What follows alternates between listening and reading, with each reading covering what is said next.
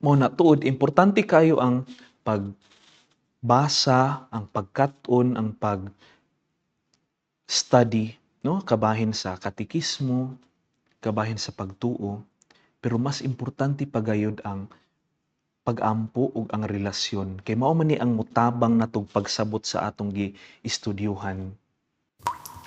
Mga kaigsuonan ko diha ni Kristo, ako si Father Hazron Jude Cartagena. Mamati kita sa pulong sa Dios.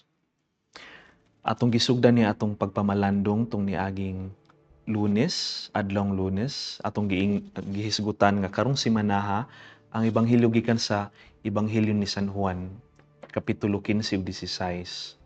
Ang farewell discourse ni Kristo, ang iyang pagpanamilit, no, pagpangandam sa atong selebrasyon karong umaabot nga Domingo nga mao ang pagsaka ni Kristo ngadto sa langit.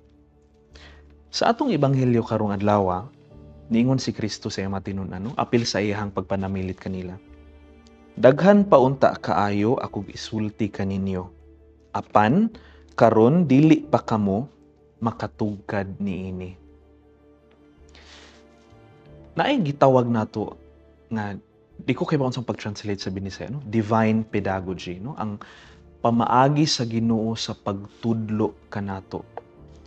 Nga isip maayo nga maestro, no? Nakaila kay siya nato nga iyang mga estudyante, no? Iyang ihaom ang iyang pamaagi sa pagtudlo kanato, no? Dili ta niya busdakan tanan diha, no? Mao ni tanan. Hinay-hinay sigon sa atong kapasidad, no, sa pagsabot, no? Inanay.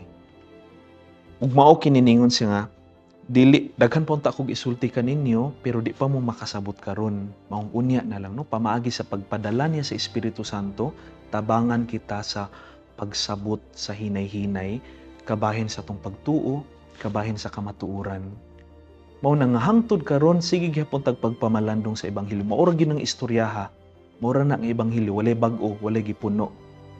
Pero ang nabag-o ang atuang pagsabot pinaagi sa Espiritu Santo nga iyang gipadala nganhi kanato. Mao na tuod importante kayo ang pagbasa, ang pagkat-on, ang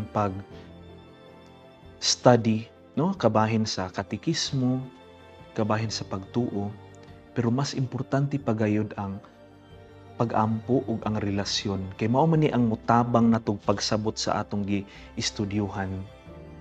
Gani usa sa mga pinakabanggiitan nga maestro sa atong pagtuo, no, St. Thomas Aquinas, niingon siya nga mas daghan pa siyang nakatunan dinha sa tiilan sa krus kaysa tanang mga libro nga iyang nabasa.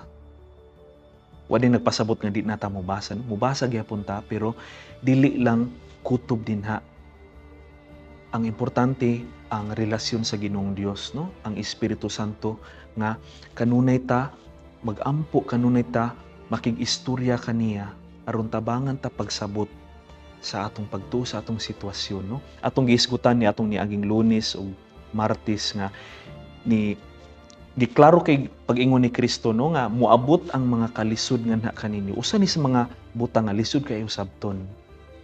Ang kalisod ang mga problema nganuman ako man ang gihatagan niini nga ako nga nagtinarong, ako nga mayong naningkamot mahimong maayong Kristiyano, nganong niabot maning butanga kini nga krisis sa akong kinabuhi. Usa ni sa mga lisod kay sabton. Pero ang Espiritu Santo ang mutabang nato og pagsabot nganong niabot ni sa atong kinabuhi, nganong naa ni. Ug mao nang ipadala ni Kristo ang Espiritu Santo nganhi kanato. Hinaut ta, no, magpadayon ta sa atong pag-maintain og panahon kada adlaw sa kahilom aron mamati ug maminaw sa iyang tingog nganha sa pag-ampo. Aron mutubo kita sa atong pagtuo, mutubo kita sa atong relasyon nganha sa Dios. Amen.